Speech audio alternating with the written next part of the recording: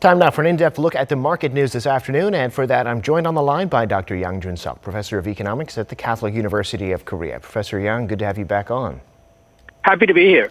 Well, stocks in New York closed lower on Friday despite the expectation of big stimulus measures from the incoming Biden administration. Futures lower right now too ahead of Monday's open. What's the story in the global markets?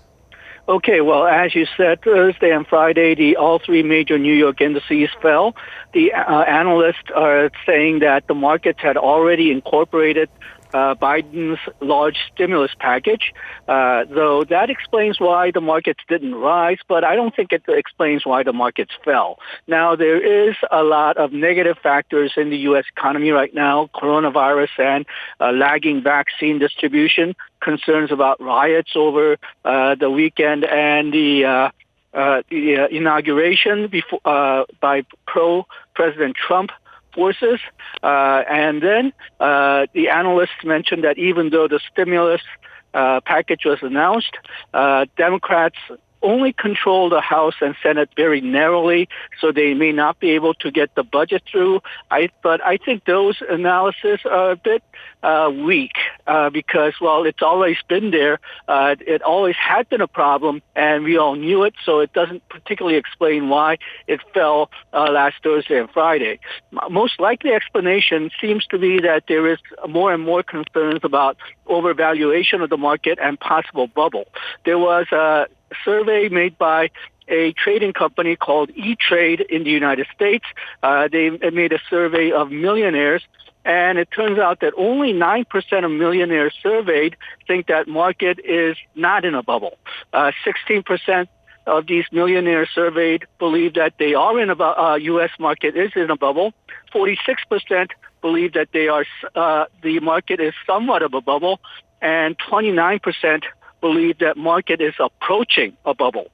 So while these millionaires are concerned that the market is either in or approaching a bubble, they still say that they are going to invest in the stock market, but they will rearrange their portfolios. But it does, I think, indicate that markets are becoming more and more nervous about overvaluation. The European markets fell on Friday. Asian markets, Hang Seng and Shanghai rose at the end of last week, and today we had China had some very good news about their growth rate. Fourth quarter growth rate was 6.5% year per year. The growth rate for 2020 as a whole was 2.3%. They beat the IMF forecast of 1.9%, so they're feeling fairly optimistic right now.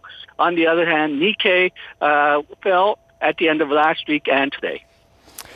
All right, Professor, thanks so much for that. I guess we're going to have to leave it there. Do we have time for another question? But we can take a look at the Korean stocks for a minute, where the KOSPI closed sharply lower, and it seems on that decline in U.S. stocks, but also some profit-taking, perhaps. Big sell-off today. What's happening in the local market? Okay, well, another factor was that Samsung Vice Chairman Lee Ju-young was sentenced to 2 years and 6 months in prison for bribery. The market fell somewhat after that sentence was announced, and because KOSPI market has been so dependent on Samsung Electronics as a growth driver, that may account for a lot of the sell-off today.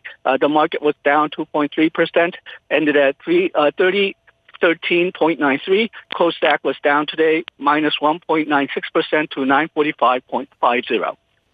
Got it. All right, and it's the start of a new week, Professor. What's on your radar in the days ahead? Okay, well, for Korean statistics, the Producers' Price Index for December comes out this week, and the Lunar New Year economic policy comes out this week also. And then the loan program for micro businesses affected by the coronavirus will start today, so we'll see how much effect that has over the next few days. And then foreign statistics, European Central Bank has a speech on monetary policy this week, which should be interesting to see how the Europeans are going to handle the current economic situation. Got it. All right, Professor, thanks so much, and we will catch up again later this week. Thank you.